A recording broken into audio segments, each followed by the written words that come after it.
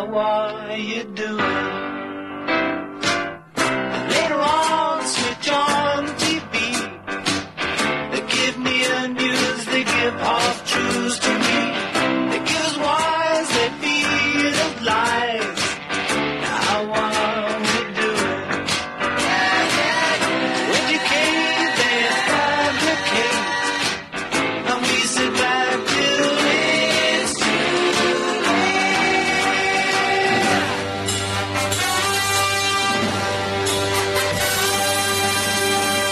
The Radio Adventure. Rick Adams is on.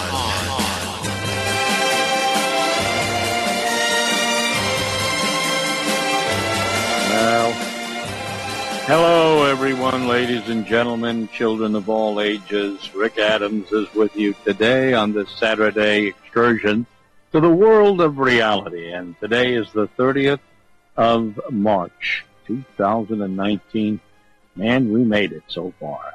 Tomorrow's the last day of the month, and we start in April, God willing. You know, today we're going to have, as I mentioned last week, special guest and a good friend and someone who I could honestly say is a scholar in his own right. And, you know, we have a lot of scholars on these programs that you won't find on conventional radio talk nature, as they call it. And he is Tom Kimmel. And I'm going to say a few words, as I always do customarily, before I begin from the scriptures, because I think it's most important to set the tone of what we talk about. You know, the most important thing is bringing forth truth. Truth is a precious commodity today, as we know. And in the scriptures, we're told, right in the book of Psalms, in Psalm 101 and verse 7, we're told that he who practices deceit will not dwell in my house. No one who speaks falsely will stand in my fence. You know, that's echoed throughout the scriptures. Deceit, lying, cheating, dishonesty, corruption, especially when it costs innocent lives. And then I look at, you know, Solomon's Proverbs, and I read in Proverbs, you know, in the English language, of course, in the New English version of the Bible, and it'll suffice that, as we know, lying lips are an abomination to the Lord. But those who act faithfully are his delight. And that comes from Proverbs, chapter 12, verse 22.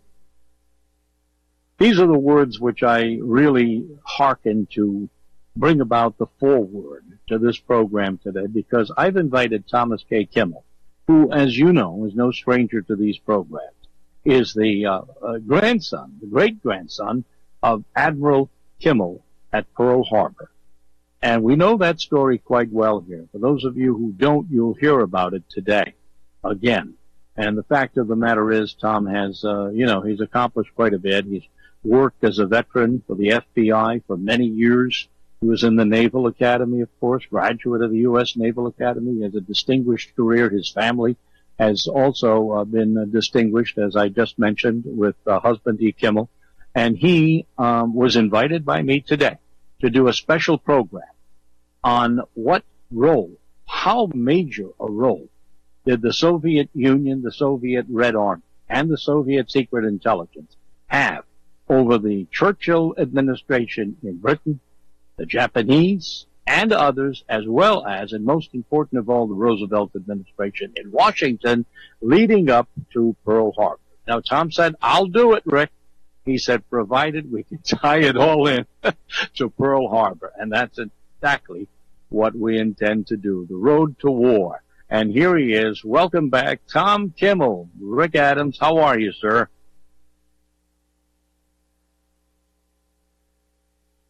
Welcome back, Tom. And your scripture citing immediately made me think of a talk I gave at William & Mary College where they critiqued me. The whole audience wrote in critiques. And one of the critiques that resonated with me, which is pertinent to your scripture starting the show, was a criticism of me because I spent all of one of my lectures up there describing all of the officials Pearl Harbor related that lied under oath. And the criticism was I should have spent some time describing what it was that Kimmel and his staff did to try and get this information that they never got. And since I have been unable to respond to that person in the audience, let me take just a moment here to tell you, because I know you've never heard this before, to tell you what Kimmel and his staff did to try and get this information. Obviously, they failed, and the information I'm talking about is the information that our spies were able to obtain through the decoding of Japanese diplomatic and spy communications in a program called MAGIC. And, of course, the real definition of MAGIC is the American effort to decode any Japanese coded material. Mm-hmm. The first time Kimmel heard about the fact that maybe he wasn't getting the information that he thought he should be getting, he wrote a letter to his boss, the Chief of Naval Operations, Admiral Stark. And this was his first appeal to Chief of Naval Operations Stark for information. It took place 18 days after Kimmel took command of the Pacific Fleet. That would be February 18th, 1941. And Kimmel pens these words: I have recently been told by an officer fresh from Washington, that would be Admiral Brown, that the Office of Naval Intelligence considers it the function of operations to furnish me, the Commander-in-Chief of the Pacific, with information of a secret nature. I have heard also that operations considers the responsibility for furnishing the same type of information to be that of naval intelligence. I do not know that we've missed anything out here in the Pacific, Admiral Stark, but if there's any doubt as to whose responsibility it is to keep me, the Commander-in-Chief of the Pacific, fully informed of pertinent reports on subjects that should be of interest to the fleet, will you kindly fix that responsibility so there will be no misunderstanding? Mm-hmm. 2 weeks later, Stark comes back and says, with reference to your postscript on the subject of responsibility for furnishing of secret information to you, Captain Kirk, the head of the Office of Naval Intelligence, is fully aware of his responsibility in keeping you adequately informed. That was Kimmel's first effort to get information. The second effort was in June of 1941 when Kimmel wrote another letter and hand-delivered it to Stark in Washington, D.C., in which he said, it is suggested that it be made a cardinal principle that the Commander-in-Chief of the Pacific be immediately informed of all important developments as they occur by the quickest secure means available. That was the second appeal to Stark. The third appeal to Stark by Kimmel was made on the 26th of July, to which Stark made the perfunctory reply, if you do not get as much information as you think you should get, Admiral Kimmel, the answer probably is that that particular situation which is uppermost in our mind has just not gelled sufficiently for us to give you anything authoritative.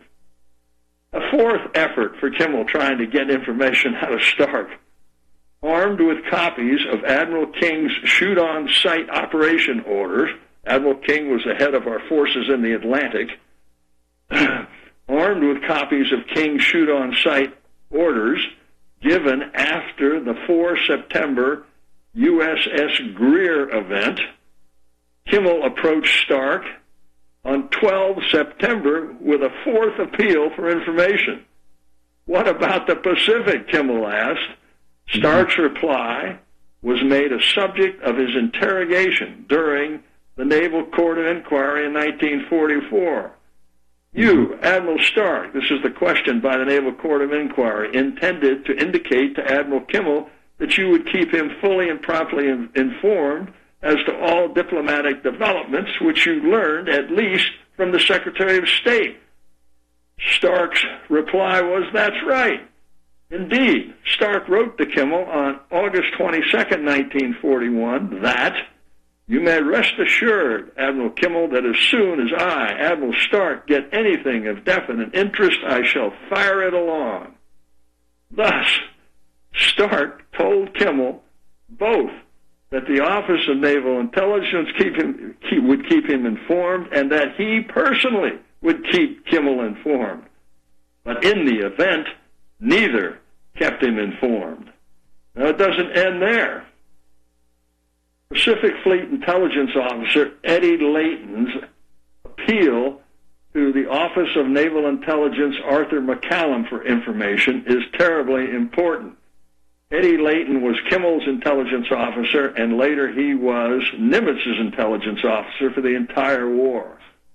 Eddie Layton says Kimmel was justifiably uneasy despite Washington's assurances. He repeatedly asked me whether I thought that we were receiving all the diplomatic intelligence available to Washington, and I agreed to make my own personal efforts to find out. On 11 March 1941, I penned a personal letter for hand delivery by courier to my former boss and old associate from the Tokyo Embassy, Commander Arthur McCollum, who was the head of the Far East section of the Office of Naval Intelligence. I took the matter up directly with my opposite number in the Navy Department. I frankly expressed my concern that Kimmel's belief that we were being shortchanged on diplomatic intelligence and urged him to make sure that he sent us intercepted Japanese traffic on a regular basis. As the political situation with Japan was becoming increasingly tense, I also suggested to McCollum that Station Hypo, which is Hawaii, be allowed to retain two of its most experienced Japanese language officers. More than a month went by before I received his Dear Eddie letter. McCollum gave what amounted to a stinging formal brush-off to both my requests. Washington, he maintained, was responsible for evaluating the political situation and matters of security, which would be very difficult to solve, made it impractical to send us diplomatic intercepts. As he put it, I should think that forces afloat should in general confine themselves to the estimates of the strategic and tactical situations with which they will be confronted when the time of action arrives. Yeah. Material you mentioned can necessarily have but passing and transient interest, as action in this political sphere is determined by the government as a whole and not by the forces afloat. This ends it. Washington's decision that diplomatic intelligence was none of Pearl Harbor's business was to have fatal repercussions 8 months later. And this last note, Rick. Senator Ferguson of the Joint Congressional Committee interrogating Admiral Layton, Fleet Intelligence Officer. Senator Ferguson, and you did believe up until the time of the attack that you were getting all diplomatic intercepted messages that would in any way relate to the action of the fleet? Layton, I thought that the department had sent us everything they had, and when I learned a couple of years later that we had been shortchanged, I was outraged and astonished. Keep in mind, the Washington High Command, Marshall, Stark, Thoreau, Turner, Miles, and Wilkinson, they told the Roberts Commission that Kimmel and Short in Hawaii had the same information in Hawaii as they had in Washington, D.C.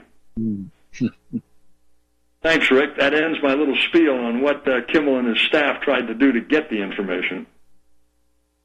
And to no avail, I might add, too. It seems the forces that were running the show were determined to have somebody be a fall guy for this backdoor attempt at war. And this is why I asked you, how could the propaganda, the major influence, not only in these governments, but more importantly, even in the media at that time. And I think, quite honestly, going back now, we had a little bit more integrity, a little bit more honesty in the media at the time because there was more independence than now. Now it's just a Roman circus. But at that time, even so, we know the Soviet Union, based on the Venona intercepts and other historical writings, indeed had people working in the media. I mean, they had people who were either willing or unwilling, fellow travelers, if you will.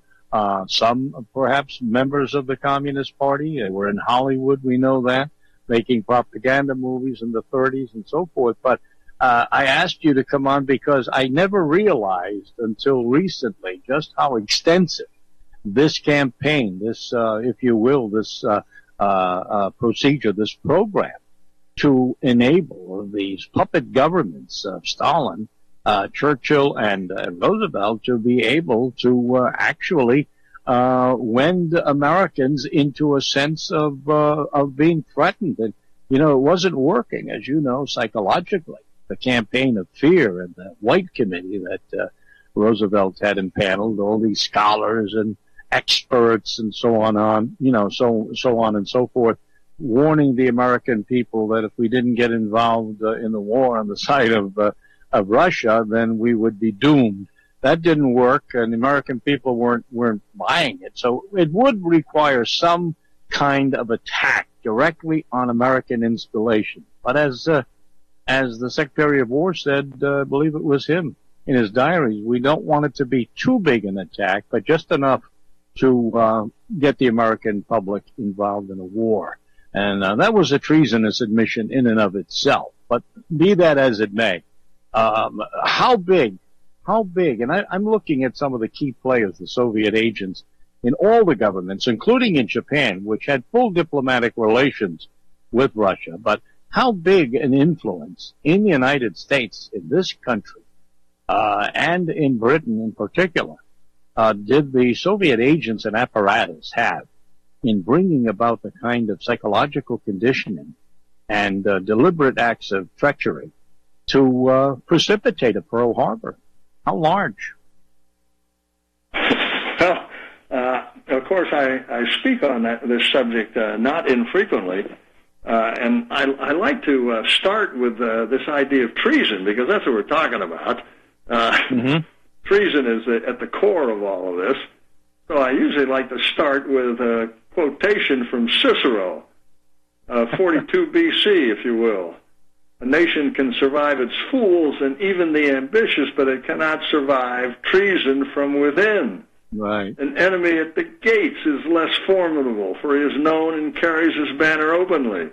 But the traitor moves amongst those within the gate freely, his sly whispers rustling through all the alleys, heard in the very halls of government itself.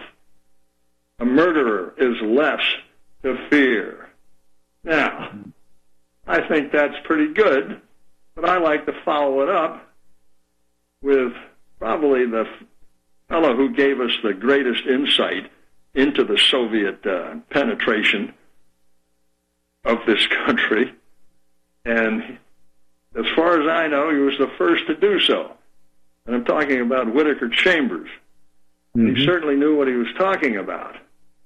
Yes. Most of this treason is thought of as the traditional spying idea, as opposed to somebody who's just in a position to cause havoc.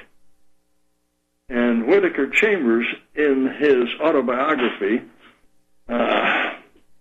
William F. Buckley called it the best autobiography ever written. Whitaker Chambers says, that power to influence policy has always been the ultimate purpose of the Communist Party's infiltration. It's a terribly important sentence. The power to influence policy has always been the ultimate purpose of the Communist Party's infiltration. It was much more dangerous and, as events have proved, much more difficult to detect than espionage, which beside it is trivial. So the two go hand in hand. Wow. All right, let's take a break on that note. We've got our first break, Tom. We'll come right back with you and the role of the Soviet agents in the Pearl Harbor attack. Folks, Rick Adams, Uncensored. Folks, we're living in a world the likes of which we've never perceived any clearer than we do now. The plan for global governance has been in the works for generations and would have likely been achieved by now but for the fact that the globalists left open their Achilles heel. With all their tools, Federal Reserve System, fiat currency, no child left behind, and then Common Core education introduced to our schools to dumb us down, vaccines, pharmaceuticals to lobotomize us, GMO foods, insertion of compromised or bought and paid for politicians, judges, mainstream media propaganda, all pieced together like a puzzle designed to ultimately bring the world under submission. But with all their strategy, they forgot one thing: knowledge. And knowledge is power. With knowledge, their bombardment is nullified. Folks, with that, as brilliant and knowledgeable as you've become, among the wisest audience of any radio audience in the world, and you are, I want you to take a moment to reflect and ask yourself, how much of that knowledge did I obtain from Republic Broadcasting Network? How high has my consciousness been raised since I've been a listener? How fast am I now able to discriminate truth from fake news by being a Republic Broadcasting listener? How clear am I now able to see the world since I've been listening to RBN? Ask yourselves those questions, folks. Then ask yourself, what is that knowledge worth to me? Like my morning coffee, how would I survive without it? A voice of truth in a sea of lies. Do we not all need to make sure it survives? Like public broadcasting, we are now finding we can only survive with listener support. Censorship, advertisers being attacked, truth itself being attacked. It's the only way through this. We at Republic Broadcasting humbly ask you to become a supporter. Look at your budget and make a determination of what Republic Broadcasting is worth to you and what you can afford on a monthly basis. Go to republicbroadcasting.org and pledge $20, $30, $40, $50, if possible, $100 a month or more if it's affordable. Click the donate button and become a regular monthly donor. Assure both us and yourself that Republic Broadcasting truth will continue to flow like that morning coffee. The network thanks you.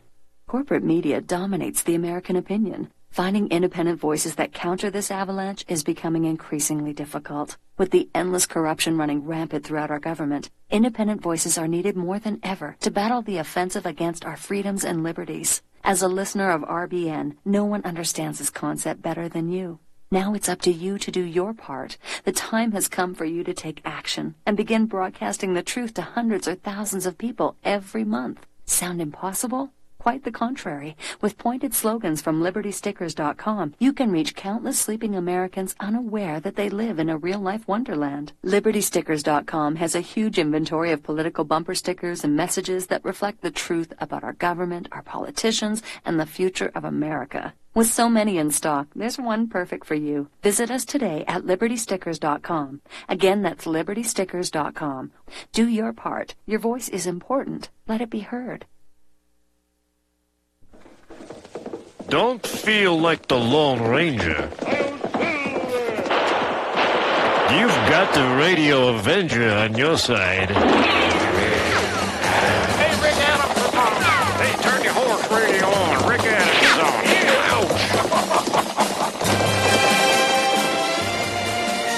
Well, we're back now with Thomas K. Kimmel. Tom, I'd like you to continue in what you were just describing for us from the words of Cicero and how it relates to Washington.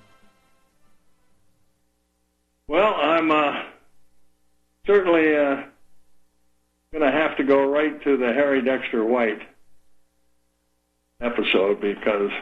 Yeah, I was just reading about him again. Him and Popov and a whole host of others, looking it up. So many different websites and news sources that are pretty good in describing how vast the secret network was. But, yeah, let's go to Harry Dexter White and the Treasury Department.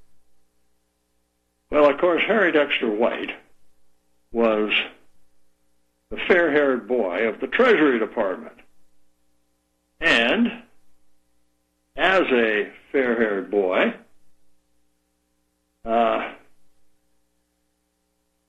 he became terribly influential. And I usually like to start this off with a quote from a United Kingdom historian, Andrew Robertshaw, who was trying to grapple with the question of why Kimmel has not been advanced, why modern American presidents refuse to see Kimmel reinstated to his original rank. And he opined that basically it's because it's such a stain on American history. You risk reopening the case against the president at the time, F.D.R. So going back and looking at it again is dangerous. Of course, this makes me ask the question, dangerous, how so? Well, clearly, it's dangerous because you risk unmasking Soviet espionage in President Roosevelt's administration. So, how do you stop that?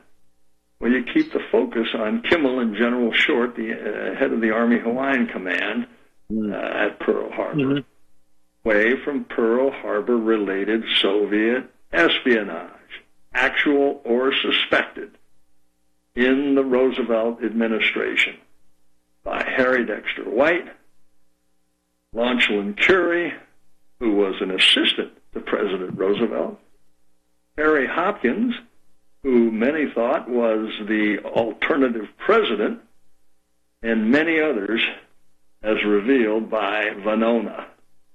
And not only that, you risk unmasking Pearl Harbor deficiencies which were caused by Lend-Lease.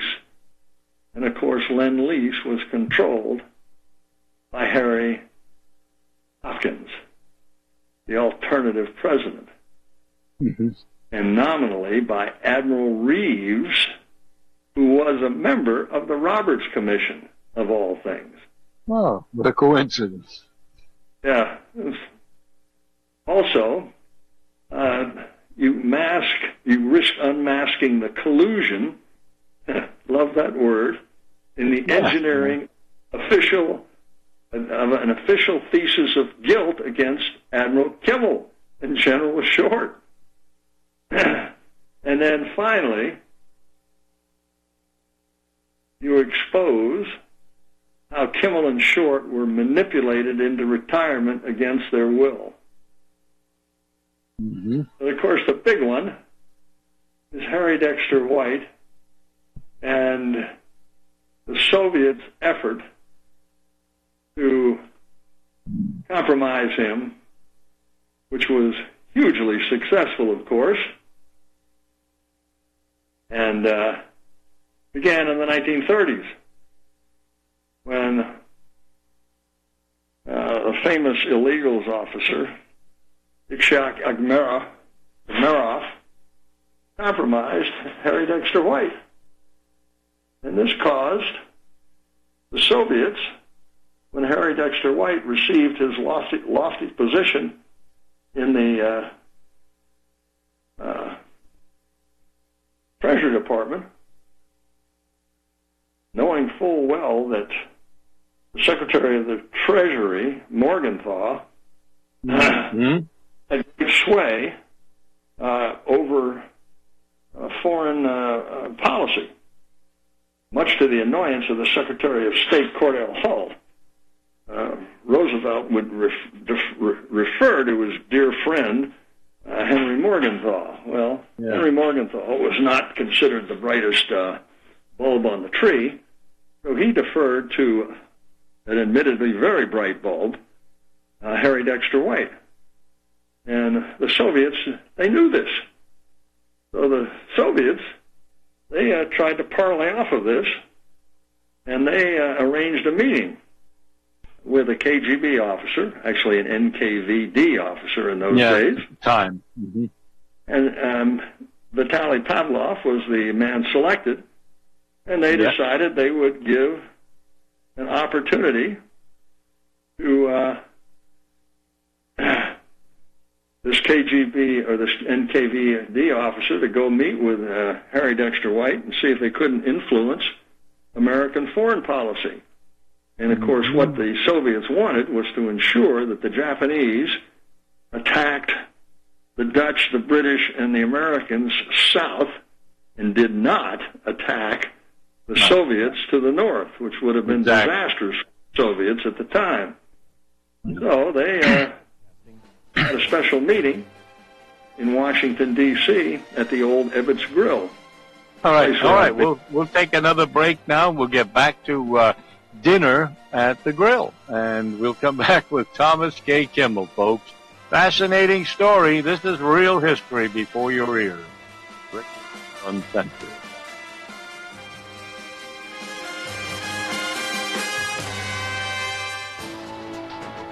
You are tuned in to the Republic Broadcasting Network. Visit our website by going to republicbroadcasting.org. Tired of being lied to by mass media? It's growing more and more apparent today that news is received less and less through standard media outlets. Even with a growing audience every day, RBN is beginning to direct more efforts into social media. Social media and the use of the internet is fast becoming the primary source of people for news, regardless of demographic. RBN has set out to provide some of the best news on the internet through republicbroadcasting.org, and also has begun to use the tools to our advantage by way of social media. Without the right accessories, any guy can be off the mark. Whether you've invested thousands in your arsenal or you own a single trusted firearm, a visit to AROutfitting.com is in order. It's one of the finest online selections of tactical optics and AR parts and add-ons, like EOTech, quick target acquisition with no peripheral loss. Browse the full range of Nikon scopes and binoculars. AROutfitting.com can illuminate your world with Streamlight gun-mounted lights from keychain to large handhelds, up to 1,100 lumens. Find some stability with Battenfield tactical bipods. AirOutfitting.com has CMMG gun parts, barrels, assemblies, handguards, part kits, and more. Plus magful clips and magazines.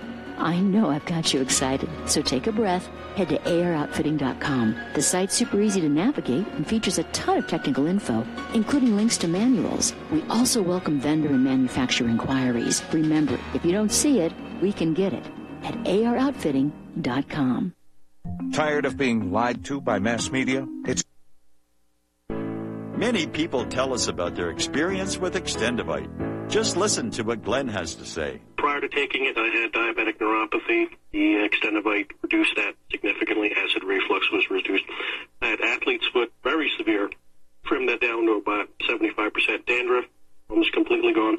I had occipital neuralgia at the base of my skull. I was having migraines, reduced by about 90%. Heart palpitations, my heart would kind of stall out. I would skip a beat. Very uncomfortable. And when walking from downstairs going to sleep, by the time I got to the bedroom, which is just one flight of stairs, my heart was pounding, coming out of my chest. My vision was blurry. This completely solved that problem. Great product. Thanks. Tell us your story. Get Extendivite today. Call 1-877-928-8822 or visit heartdrop.com. See, the vigilantes are a mob. These badges make us legal. We're the law.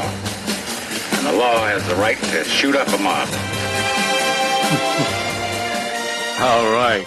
Okay, we're back now, and we're going to go to Din Din now with all these key figures led by the Pavlov, Soviet agent in Washington. So let's see, what were they doing there at that meeting, at that grill, Tom? They weren't just munching on food and having a good time, were they? They were not. They were carrying out carefully crafted orders from Moscow Center to do their best to convince Harry Dexter White to continue a hardline American policy against Japan. We had virtually brought Japan to its knees through a whole series of economic moves. Most notable was we cut off their oil. Yep. That's an act of war in and of itself. Well, the one that really gets to me, you don't hear about this too often, is we denied them the use of the Panama Canal. And I've often thought, what if somebody denied us the use of the Panama Canal? Do you think that would send us into apoplectic retribution? I think it might. At any rate, getting back to it, following a little bit more from the Romans, in all of these espionage matters, there's a key question. And the key question in Latin is sui bono. Who benefits from all this stuff?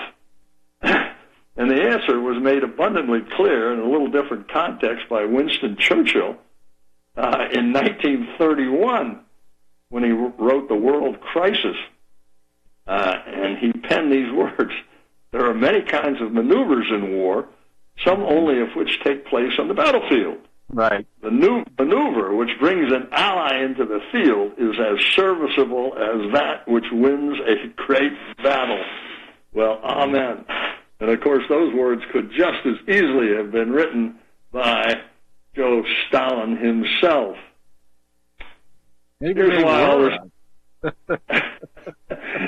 all this is important. Cordell Hull's memorandum of November 26, 1941, often referred to as an ultimatum, but you don't have to if you don't want to. You can just call it an American note, effectively told Japan to get out of China or else. Japan had been fighting a war in China for 4 years, and the idea that they could just pull up and leave would have led to civil war in Japan. So that was pretty much out of the question. But at any rate, they went and sent this document which told Japan to get out of China or else. And the document was styled by the Army Pearl Harbor Board in 1944 when they put all of this together. And they called it the document that touched the button that started the war. Well, of course, what we now know is that it was written in the first two iterations by Soviet spy Harry Dexter White. On June 6, 1941, that's the first memoranda, or memorandum, and it was written after a May meeting at the old Ebbitt's Grill with Vitaly Pavlov. And Vitaly Pavlov actually giving Harry Dexter White instructions as to what the Soviets wanted American foreign policy to be vis-a-vis Japan. In other words, hard line, get out of China or else. Whatever it would take for Japan to think of moving south and not moving north. Well, of course, that's precisely what Harry Dexter White recommended in his June 6, 1941 memo. Well, not too many people paid attention to it at that time.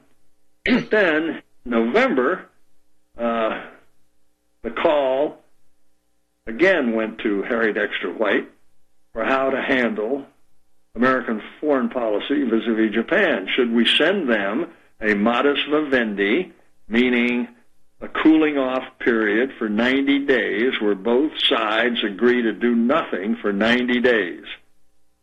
That was going to be the prevailing foreign policy.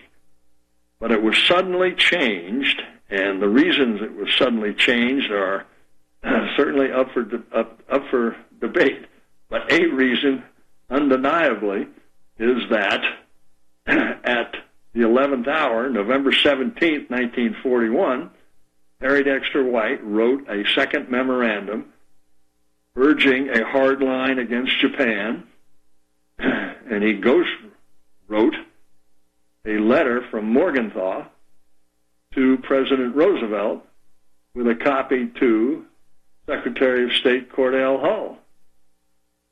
And that suddenly turned over the idea of a modus vivendi, a cooling-off period for 90 days, and it suddenly resulted in this hardline memorandum, which was Cordell Hull's November 26, 1941 memorandum, which was styled as the document that touched the button that started the war. A very interesting idea about all this is the Joint Congressional Committee had no idea of any of this. Harry Dexter White, completely unknown to the Joint Congressional Committee, to all of the nine. Could I just interrupt for a minute, Tom, because I don't want to lose the thought. That memorandum, okay, did it have a completion? Get out of China or else what? What would happen? Well, what would the United States do? Well, that's my styling of it. Let me...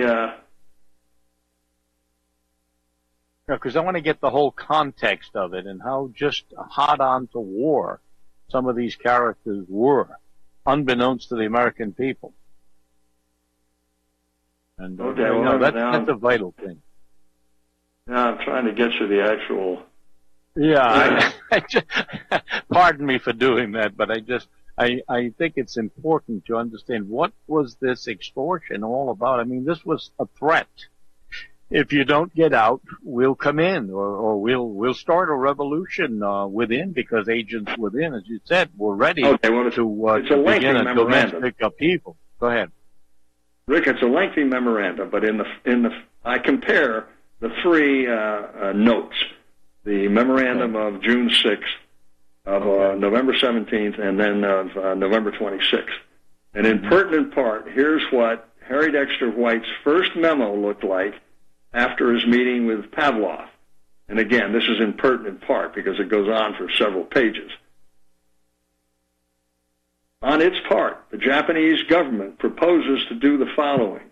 1, withdraw all military, naval, air police forces from China, boundaries as of 1931, from Indochina and from Thailand. Withdraw all support, military, political, or economic, from any government in China other than that of the national government. Okay? That's the June 6th one. November 17th. On its part, the Japanese government proposes to do the following. Withdraw all military, naval, air police forces from China, boundaries as of 1931, from Indochina and from Thailand. Withdraw all support, military, political, or economic, from any government in China other than that of the national government. And here is what Hull's note looked like after receiving White's second memo discarding the proposed modus vivendi, or 90-day cooling-off period. The government of Japan will withdraw all military, naval, air, and police forces from China and from Indochina. The government of the United States and the government of Japan will not support militarily, politically, economically, any government in China other than the national government of the Republic of China. Now, it's pretty clear that Secretary Hull has adopted Harry Dexter White's language almost to the letter. Yeah, and it hadn't yet been the People's Republic of China, I might add, too. That came after the war. But, keep in mind also, this is the fifth ultimatum that we've sent to China.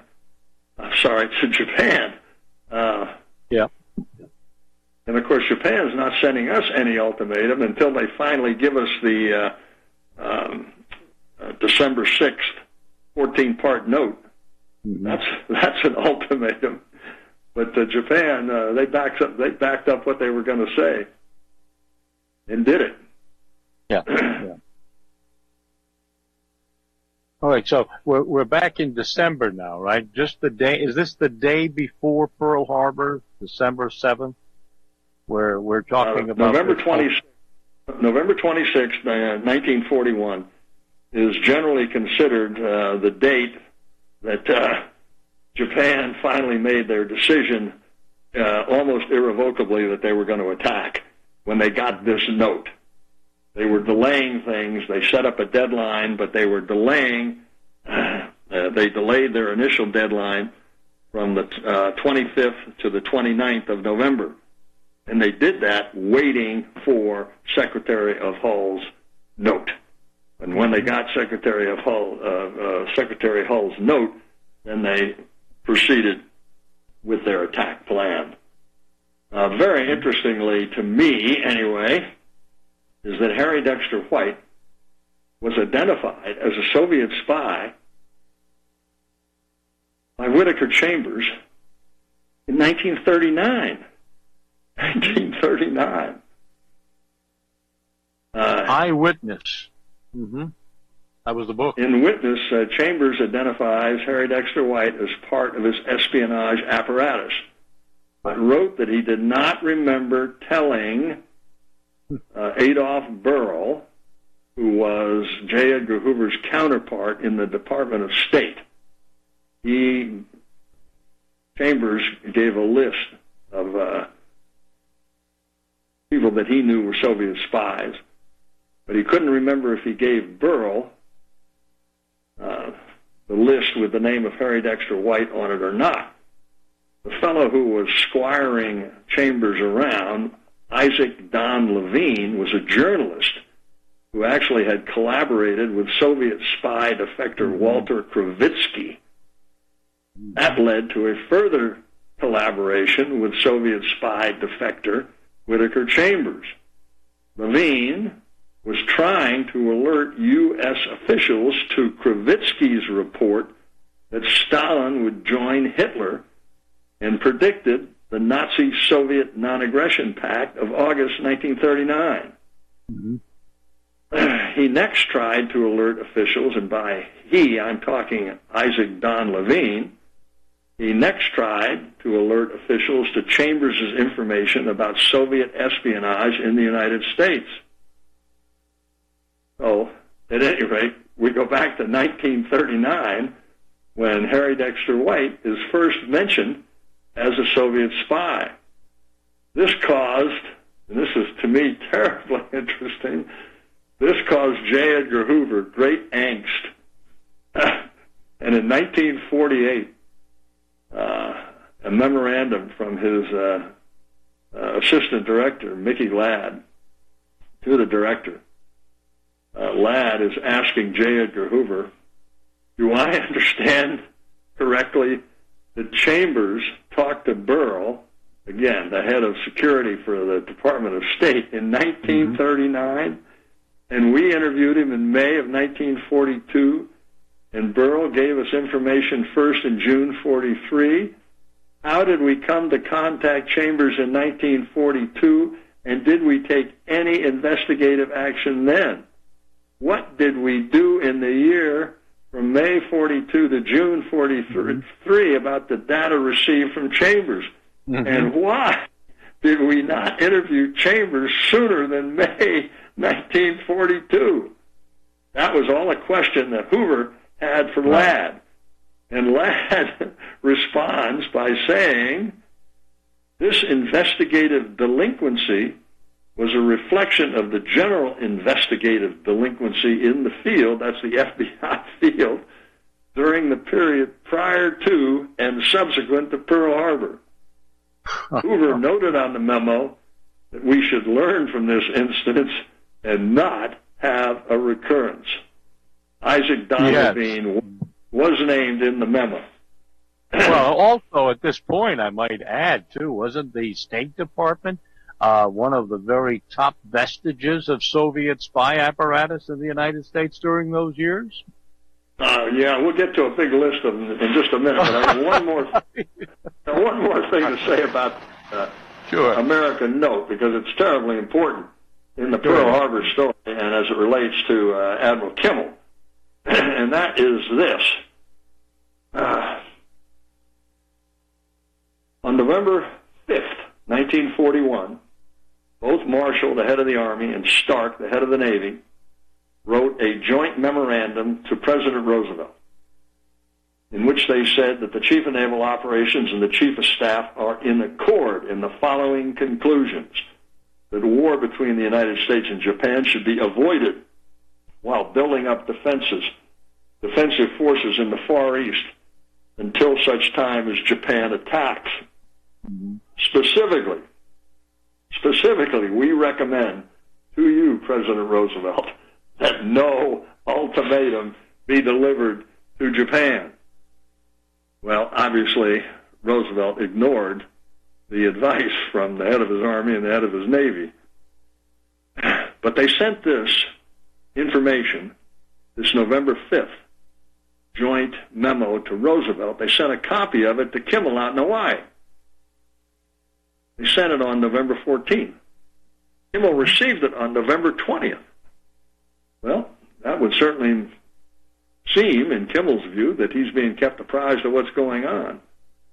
But what was never conveyed to Kimmel was that F.D.R. ignored Marshall and Stark's advice and sent an ultimatum to Japan on November 26, 1941, affirmatively misleading Kimmel again. There are other affirmative lapses here where Kimmel was denied information that he certainly should have had, but this is a beaut. He had been promised on multiple occasions that he would be sent all the information that bore upon his problem in the Pacific. Accordingly, he thought he was receiving such information, and he wasn't. Marshall went so far as to testify to the Joint Congressional Committee that if the proposed 90-day truce, the modus vivendi, had been effected, the United States might never have become involved in World War II at all. That a delay by the Japanese from December 41 to January 42 might have resulted in a change of Japanese opinion as to the wisdom of the attack because of the collapse of the German front before Moscow, December 1941. Indeed. Oh, so much here, folks. We'll come right back, Tom. We got a break, and we'll return.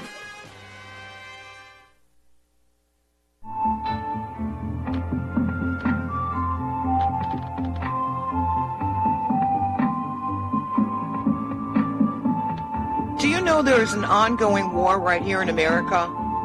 Are you aware that U.S. citizens have been classified as enemies of the state since 1933?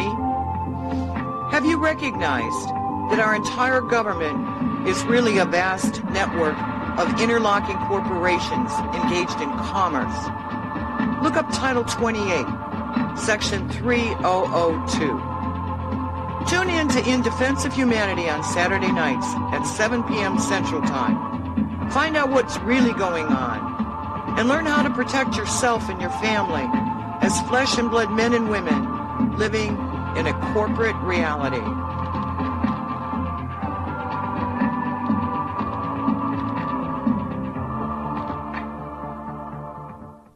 Homeowners, if your lender has gone out of business or sold your transaction to another lender or servicer, you may be the victim of a wrongful foreclosure, resulting in the loss of your home. If you've already lost your home, are in foreclosure, or even in good standing, you can challenge the mortgage transaction's illegal issue, and your property can be restored to you, and your foreclosure can be stopped or reversed, and the mortgage transaction declared unenforceable. State laws, U.S. title codes, the Uniform Commercial Codes, and U.S. Supreme Court rulings have upheld that defective mortgage documentations can reverse or stop foreclosures and enforce property title claims in favor of the homeowner. We are having successes in stopping the process of foreclosure, the enforcement of the foreclosure judgments, the sale of property, and evictions after the sale. We are not attorneys, and we don't give legal advice. We are a professional team of legal researchers, providing forensic mortgage audits and expert witnesses. We have the knowledge to produce the evidence and enforce laws regarding your legal issues. We've been in business for 12 years without a complaint. Consultations are free, and we provide a free title search to confirm if your mortgage has legal defects. Please call 855-253-3748. 855, the number 2, keep it today.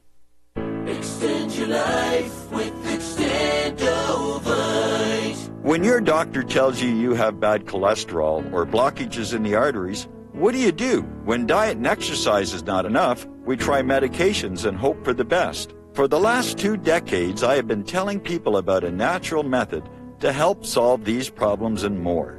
Extendovite can help maintain cardiovascular health and lower blood lipid levels in adults.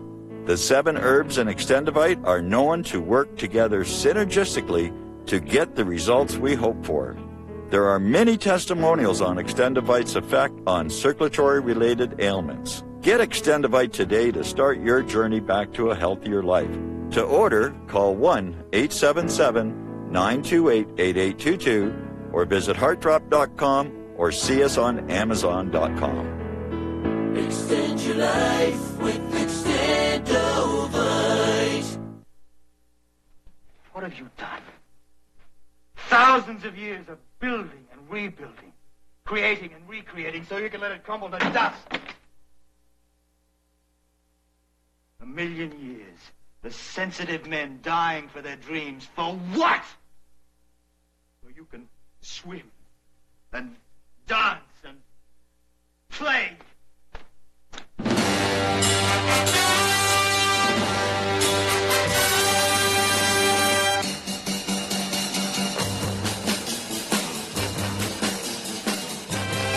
All right, folks, we're back again. I hope you're all digging in here, getting a great deal of knowledge.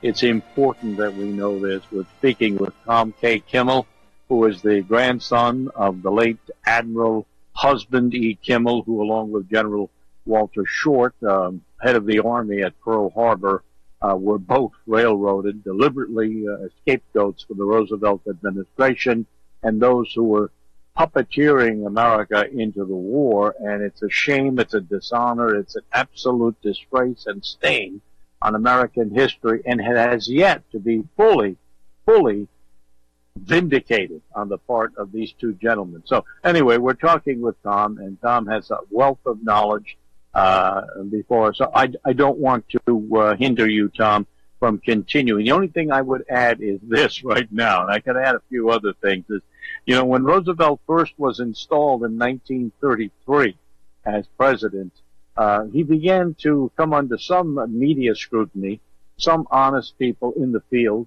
and others, just in general were questioning all of these associates of his. You remember reading about it?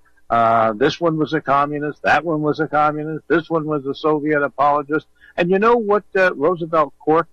He came back and quirked, some of my best friends are communists. In a very, if you looked at his face when he was saying it from the newsreels, you'd say this guy was one sick and smooth, velvety politician who knew exactly every word that he was saying, a calculated word. And I should know, Tom, because I'm going to make a confession right now. No, I didn't vote for Roosevelt. I wasn't around then. But I actually played Franklin Delano Roosevelt, or fraudulent deficit Roosevelt, as some would call him, in a high school play on the film, which became a movie in 1960. It was Sunrise at Campobello, I believe it was. So I'm sorry, but I have to make that confession. But anyway, didn't Roosevelt say that? Didn't he admit that some of his best friends had been communists? Oh, yeah, he most certainly did. Well, the best I can do is in a church play, Kiss Me, Kate, and I was Kate's dad. Oh, the church play, that became a movie, too. Yeah. Go ahead. All right, I'm going to finish up with Harry Dexter White, and then I'm going to go to Harry Hopkins. But there's still quite a bit left of Harry Dexter White because of all the influencers in the Pearl Harbor saga. Harry Dexter White's got to be number one. All right, we're going to have the top of the hour break in just a moment, so just be prepared for that. Go ahead. Okay, well, I'll be ready. This has to do with the fact that the ultimatum, the American note of November 26, 1941, was never sent to Kimmel or given him any indication of what it was about, what it meant. Actually, he was given the idea that it wouldn't be sent, that no ultimatum would be sent.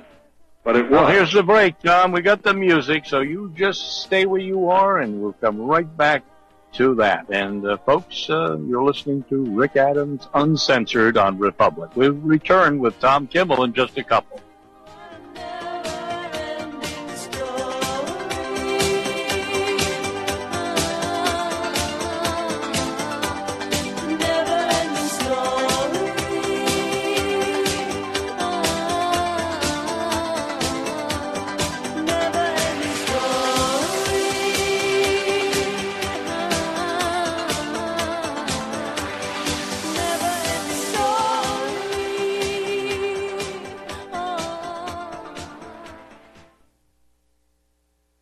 Corporate media dominates the American opinion. Finding independent voices that counter this avalanche is becoming increasingly difficult. With the endless corruption running rampant throughout our government, independent voices are needed more than ever to battle the offensive against our freedoms and liberties. As a listener of RBN, no one understands this concept better than you.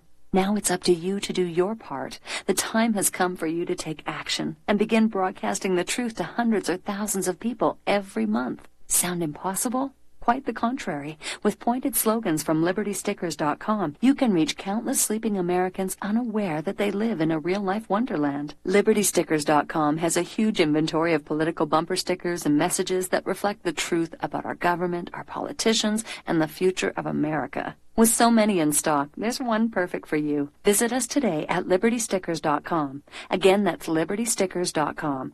Do your part. Your voice is important. Let it be heard. You're listening to Republic Broadcasting Network. Because you can handle the truth.